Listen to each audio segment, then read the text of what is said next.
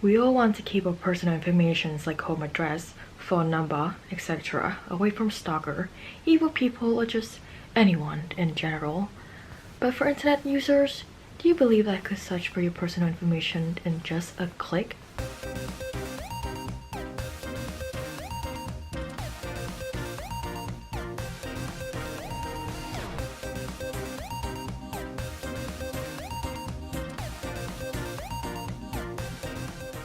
Hi guys, this is Will and welcome back to my channel. So in today's video, I'm going to talk about surveillance in today's society.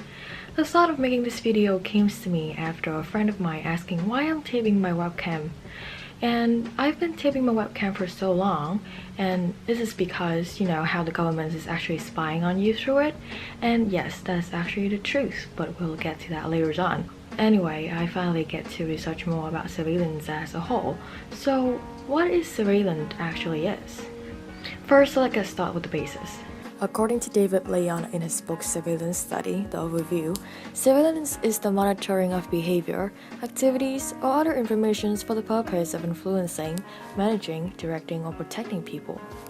Back in the day where technology is not around, when the government wants to monitor a suspect, then a real human spy or a private investigator would be hired to do the job. Surveillance was a labor-intensive job before the development of technology. For example, if a country where half of the populations are suspect, then the other half would have to be private investigator for the government in order to monitor all of the suspect. But then come the technology, now everyone that is using electronic devices has the potentials of being watched by the government. And there are many types of surveillance have appeared after the developments of technology, but the two most well-known ones are technical surveillance and digital surveillance. Technical surveillance is a type of surveillance most people knows about, which is the use of CCTV to watch over people by your local authorities, for example. And digital surveillance, which is the collecting of data stored on hard drive or being transferred through a computer network. Digital surveillance is also the monitoring of activities of electronic devices. Good thing about surveillance is that it's helped the government to deter suspect criminals and improve public safety. However, using surveillance also have a downside. The footage and the data that are being collected could be abused easily if wrong people have other access to them.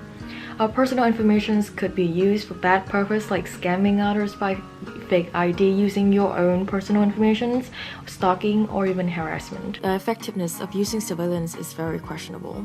What I mean by that is using surveillance do claim to improve safety, yet if people want to commit crime and they only stop doing that because they know that there is a camera out there watching them, then they would choose another place where there is no camera or like the blind spot of the surveillance camera to do all the criminal stuff.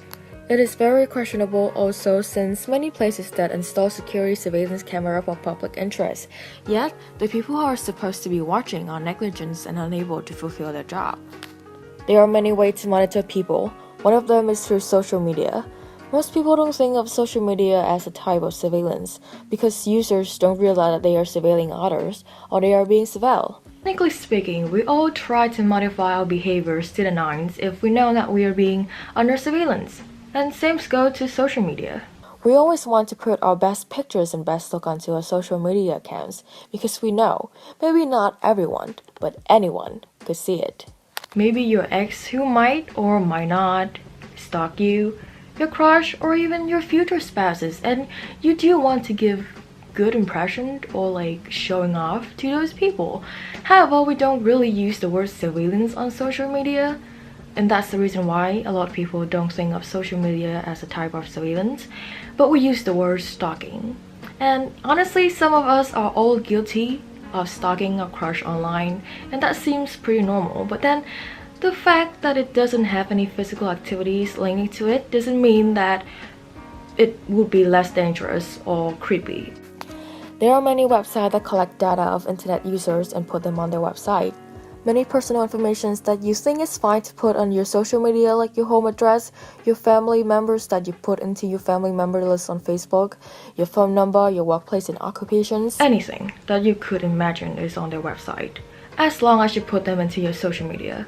And the worst part is, those informations are public.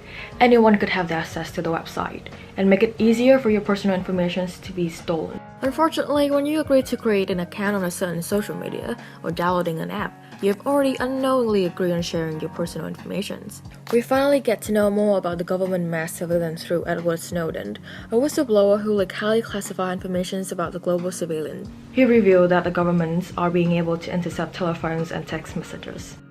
In a TED Talk video called Government Surveillance, This is Just the Beginning by Christopher Sakoyan, he mentions about the 2011 Arab Spring, which the government's afraid the revolution would spread, and then they have people who would spark a revolution surveilled. Since they know the government can wire off phone activity, they use Skype to communicate, thinking that it is immune to the intercept. However, they're wrong.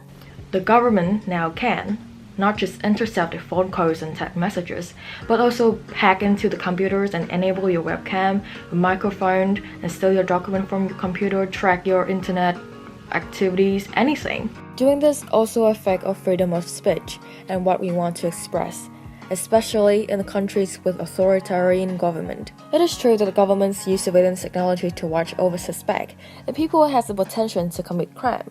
But since everyone has the potential to commit crime, no matter your gender or age, anyone or everyone is being watched by the government. There are many cases when terrorism has been stopped or people's lives have been saved thanks to the presence of CCTVs in the public place. At the same time, there are many private cameras placed on property with the malicious intent. What's important is to know that who's regulate those cameras. We need to draw a line between surveillance for public interest or just plain harassment.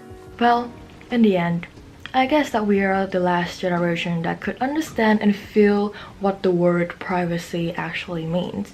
Because a few years from now, maybe surveillance would be everywhere. On the street, in your house, in front of your TV. Anyway, and remember, don't do weird stuff in front of your laptop or in front of your phones, your tablets, and remember to always be careful of what you're saying in front of your electronic devices. And that's it for today's video. Hope that you understand more about surveillance after watching this video. See you in the next one.